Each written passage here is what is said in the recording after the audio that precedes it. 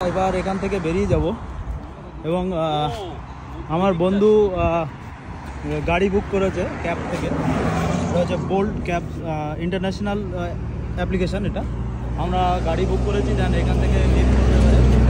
আর দেখতেই পাচ্ছ এত সুন্দর একটা এম্বিয়েন্স, ছেড়ে যেতে ইচ্ছা হচ্ছে না, বাট তবুও যেতে হবে, কারণ এইখানে এই কফি ওয়ারটা খোলা থাকে 5টা পর্যন্ত, সন্ধ্যা 5টা পর্যন্ত। 5টার পরে বন্ধ হয়ে যায়, তাই আমরা যেতে ইচ্ছা হচ্ছে না, তাও আমরা চলে যাচ্ছি এখান থেকে। বিদেশে এসে অ্যাপ্লিকেশন ইউজ করে ক্যাব বুক করা, এটা একটা আলাদা এক্সপিরিয়েন্স। এই যে ক্যাব আমরা করতে পাচ্ছি, এই বুক করার পরে তোমার মানে এক্সপিরিয়েন্সটা কেমন? এক্সপিরিয়েন্সটা অসাধারণ, অসাধারণ ভাই। বাইরে এসে অসম্ভব সুন্দর, অসম্ভব আমরা যে আসার পরে এত সুন্দরভাবে সাকসেস হতে পেরেছি, এটা সাকসেস হওয়ার পর তোমার কেমন লাগছে সেটা বলো। খুব ভালো লাগছে, খুব ভালো লাগছে। এবং এই যে ফিল, আনন্দটা আমরা সবাই মিলে যে উপভোগ করছি, এটাই বড় পাওনা। এটা জীবনের সব থেকে বড় পাওনা বলো। পয়সা একটা জিনিস সবসময় মাথায় রাখবে, সময় কোনোদিন কারোর জন্য স্থির থাকে না। কিন্তু আমাদের গাড়ি এসে গেছে, দেখতেই পাচ্ছ। আর সময় কারোর জন্য স্থির থাকে না, তো সময়টাকে বন্ধু কাজে লাগাতে হবে। সময় কারোর জন্য দাঁড়িয়ে থাকবে না, ভাবছো যে আজ নয় কাল, কাল নয় পরশু। দেখতেই পাচ্ছ আমাদের গাড়ি নিয়ে চলে এসছে, আমরা অনলাইন বুক করেছিলাম। আমরা এখন গাড়িতে উঠে যাচ্ছি, গাড়িতে বসে যাচ্ছে এবং আমরা উঠছি। আমরা ঢুকে গেলাম।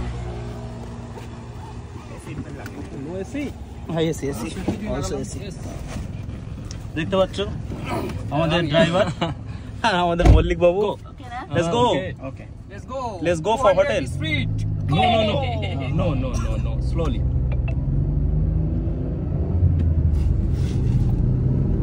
এই যে এক্সপিরিয়েন্সটা আমরা যেটা করছি ভাই, বিদেশে এসে অ্যাকচুয়ালি আমরা পড়েছি, আমরা শিক্ষা অর্জন করেছি, সেই শিক্ষাটাকে কাজে লাগাচ্ছি, এটাই সব থেকে বড় জিনিস। শিক্ষা শেষ নেই, আর পড়াশুনো করলেই এরকম জায়গায় আসতে পারবে। পড়াশুনোটা মাস্ট দরকার। আর অল্প কিছু টাকা হলে নিয়ে ব্যাগ প্যাক করে বেরিয়ে পড়ো। বেড়ানোর মতো, ভ্রমণের মতো শিক্ষা পৃথিবীতে আর কোনোভাবেই পাবে না তুমি। ভ্রমণ করতেই হবে। দেখতেই পাচ্ছ এটা অন্য দেখতেই পাচ্ছ অ্যাম্বিয়েন্সটা কত সুন্দর, রোড ফাঁকা একদম। আচ্ছা ভাই, একটা জিনিস বলো, যে আমাদের কলকাতার যে ওলা বা উবের আছে, সেটা থেকে এটার হচ্ছে তোমার তফাৎ কি আছে? 100 গুণ বেটার সার্ভিস, 100 গুণ। All time AC, quick service.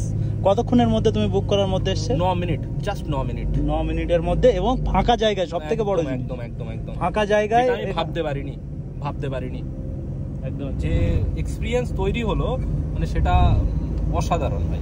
এখানে এসিও চলছে এবং একটা ফ্যাসিলিটিস আছে, তোমার যদি খুব গরম লাগে এখানে তুমি ফ্যান চালিয়ে সেই এসিটা একটু বেশি দ্বিগুণ ভাবে তুমি নিতে পারবে।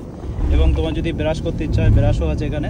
আচ্ছা মল্লিক, বলছি তোমার কেমন লাগছে কলকাতা, আমাদের যে কলকাতায় যে ক্যাব সার্ভিস আছে এবং এখানকার ক্যাব সার্ভিসের মধ্যে পার্থক্য কি? 200% বেটার। এই কারণেই বলবো, একটা আমরা শহর থেকে প্রায় 60-70 কিলোমিটার দূরে আছি, তো সেখানে ক্যাব করবার পরে যেখানে 8-9 মিনিটের মধ্যে একটা ক্যাব সার্ভিস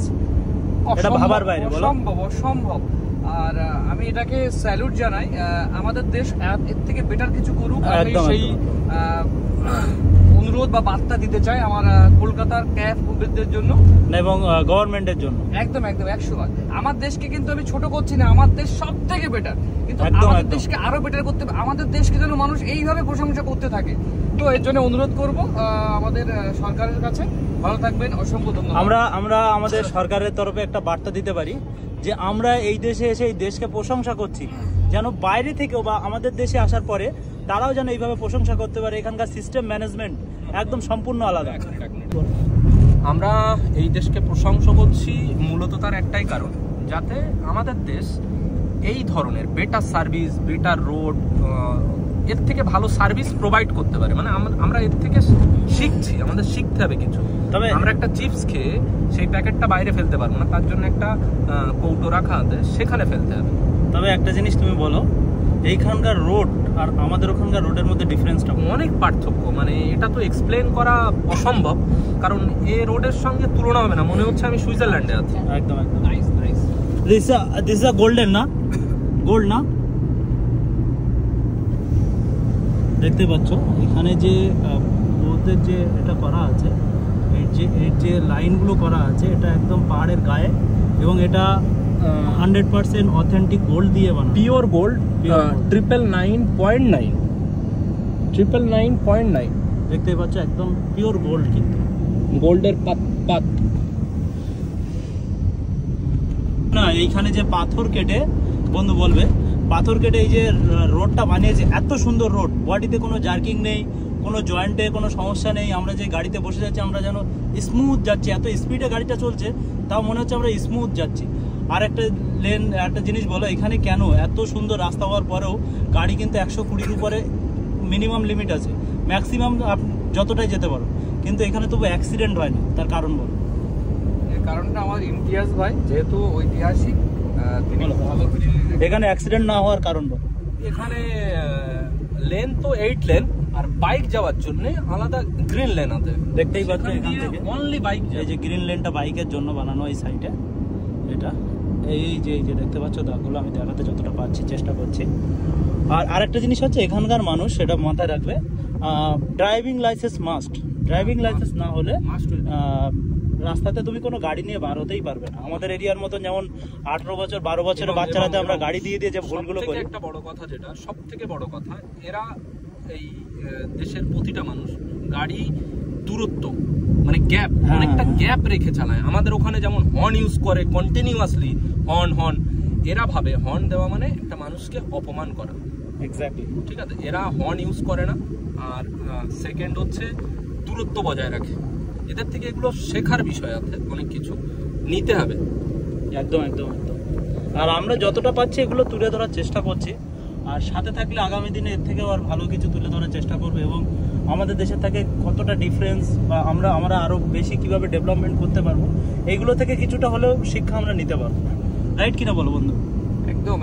এই সুন্দরটা যদি আমাদের দেশে হতো তো আমরা এটাকে আরো মানে মন থেকে ফিল করতে পারতাম, যেহেতু সেটা অনেক প্রবলেম আছে, তো সেটাকে সলিউশন করতে হবে। আর এই সলিউশন করার শুরু আমরাই প্রথম থেকে করবো, আমরা আমাদের থেকে ভুল করবো না। একটাই কথা বলবো, এত কিছু কিন্তু সবকিছু সম্ভব, কিন্তু একটা জিনিসের উপর নির্ভর করছে, সেটা হচ্ছে এডুকেশন সিস্টেমটাকে আরো বাড়াতে হবে আমাদের দেশে। রাইট কিনা? একদম একদম একদম। শিক্ষা হলো জাতির মেরুদণ্ড, আর এই মেরুদণ্ডটা আমাকে আগে সঠিক দাঁড় করাতে হবে। আমাদের শিক্ষা নিতে হবে এবং ভালো কিছু থেকে শিক্ষা নিতে হবে, এবং সেটা নিজের জীবনেই কাজে লাগাতে হবে। আমরা আমাদের থেকে শুরু করবো প্রথম। ওকে, বলো তরিকুল ভাই, কিছু বলার আছে তোমার?